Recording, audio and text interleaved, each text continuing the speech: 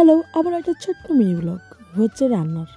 আজকে স্কুল দিয়ে না ঢুকতেই শাশুড়ি মা অর্ডার করে দিল, তোমার জন্য ভোলা মাছ রয়েছে, তুমি ভোলা মাছের ঝালটা আজকে করবে।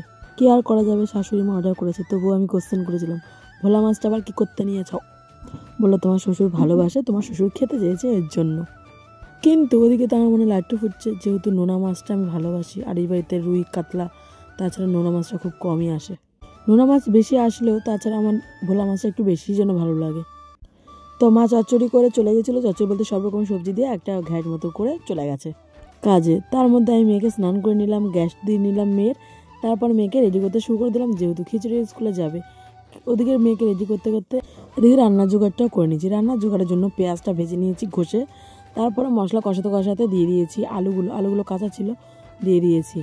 আর তারপরে তো আলুটা না দিলেও হতো, কিন্তু আলুটা দিয়েছি যেহেতু মেয়ে খাবে, তো এর জন্য আলুটা দিয়েছি। তোমরা কে কে আলু দিয়ে খেতে ভালোবাসো অবশ্যই কিন্তু কমেন্ট করে জানিও, আর কে কীরমভাবে করে সেটা কিন্তু জানাতে একদমই ভুলো না। টাটা, দেখাবে আবার অন্য কোনো ভিডিওতে।